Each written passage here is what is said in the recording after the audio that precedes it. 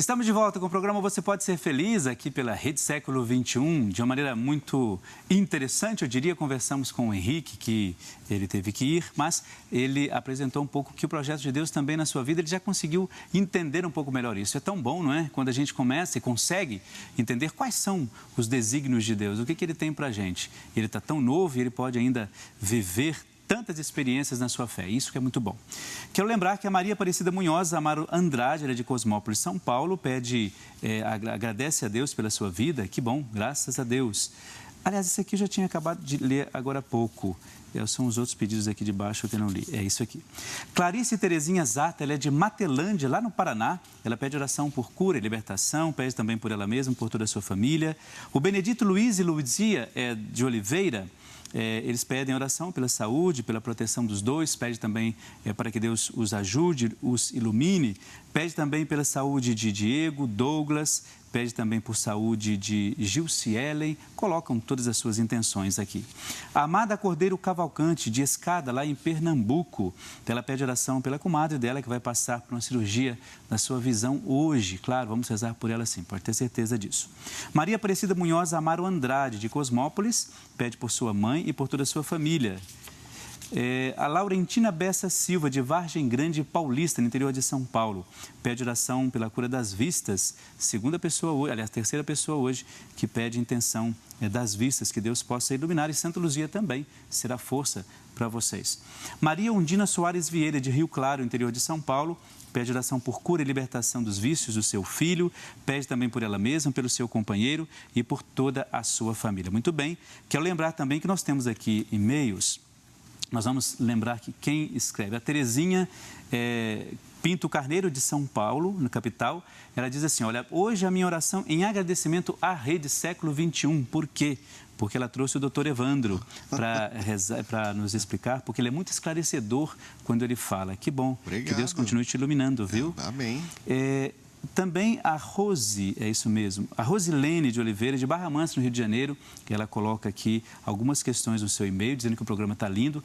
Olha, Rosilene, nós já lemos o seu e-mail, viu? E a gente vai colocar todas as suas intenções aqui, tudo aquilo que você apresentou, vamos colocar em oração, porque muitas pessoas passam pelo mesmo problema que você apresentou aqui. Tenha certeza que nós vamos rezar por você. E também a Eliesena Amaral, de Cristalina, lá em Goiás, ela pede pela saúde da sua filha Rebeca, por ela mesma, para que ela possa cuidar bem dela, porque ela está num momento muito difícil. Claro que você vai conseguir isso sim. Com a graça de Deus, a gente consegue sempre tudo. E para finalizar, vamos lembrar do Facebook, nós temos aqui alguns pedidos ainda apresentados de pessoas que apresentam a Deus as suas intenções. Daria para mostrar já, para eu ver quais são as pessoas?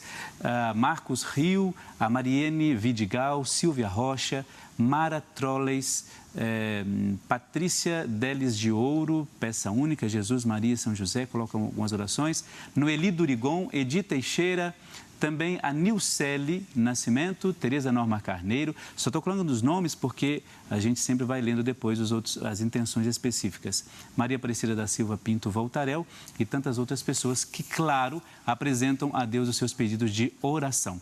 Muito bem, vamos continuar o nosso bate-papo, lembrando que a gente sempre fala do projeto de Deus e a gente se esquece de deixar que esse projeto de Deus se faça presente na nossa vida, né? Exatamente. A gente tem a mania de fazer assim, olha, eu coloco tudo na mão de Deus, mas eu mesmo tento resolver.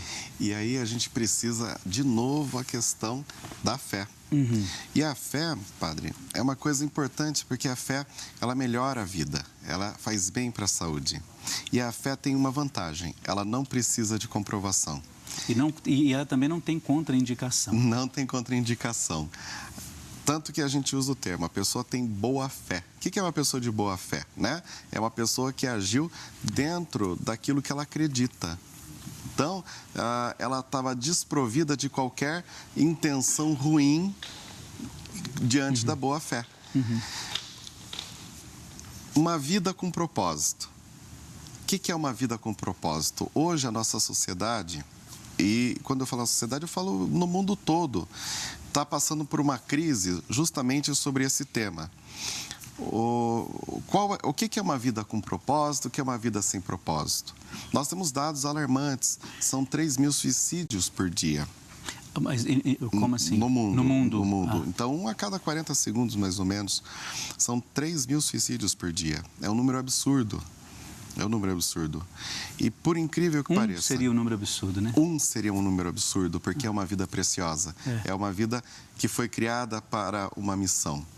E, às vezes, as nossas dores fazem com que a gente coloque um véu nos nossos olhos e não permita a graça e a luz de Deus entrar na nossa vida.